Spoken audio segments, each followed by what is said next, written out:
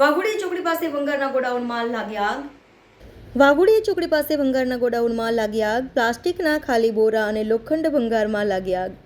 આગે ધારણ કર્યું વિકરાળ સ્વરૂપ. 5 કિલોમીટર દૂર સુધી ધુમાડાના દેખાઈ રહ્યા છે ગોટે ગોટા.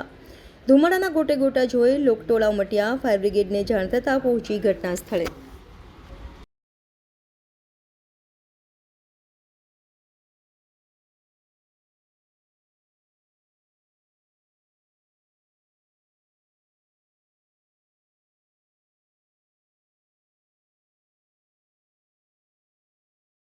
જગ્યાએ આગ લાગી છે, શેમાં આગ લાગી છે, શું પરિસ્થિતિ છે? આ વિરાટ એસ્ટેટ કરીને છે અહીંયા વિરાટ હાઈવેને આ બાજુ પર તો વિરાટ એસ્ટેટમાં આગ લાગી હતી.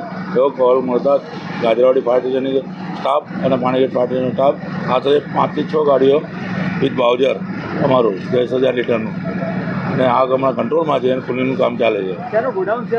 મટીરિયલમાં કંઈ ખબર નથી હજુ, ખબર તપાસ કરીશું ત્યારે ખબર પડે. તપાસનો વિષય છે કે મટીરિયલમાં શું મટીરિયલ છે, પણ અંદર સ્ક્રેપનું મટીરિયલ છે. સ્ક્રેપના મટીરિયલની અંદર ફાઈબર બધું છે, એટલે આગ ઓલવતા થોડું કેટલા કલાકથી આગ લાગેલી છે?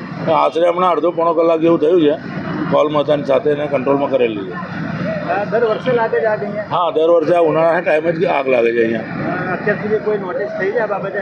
નોટિસ તો કોઈ થઈ નથી. ગયા વર્ષે અમે નોટિસ કરેલી અહીંયા. અમુક એક જગ્યાએ અમે ફાયરના સિસ્ટમ માટે બી નોટિસો આપેલી છે. પાછળ છે ને ટાવર છે, એને નુકસાન થશે જવાબદારી કોની રહેશે? એ લોકોની માલિકની રહેશે? પાછળ ટાવર જોવા જઈએ તો એક આપણે મોબાઈલનું કે કોઈ ટાવર છે જે ટાવરને બી પકડી શકે એવી પરિસ્થિતિ હતી, પણ હાલ હમણાં કાબૂમાં છે. શું નામ આપનું? વિનોદ મોહિતે સ્ટેશન પર આવ્યો છું. Subscribe now and press the bell icon. Never miss an update.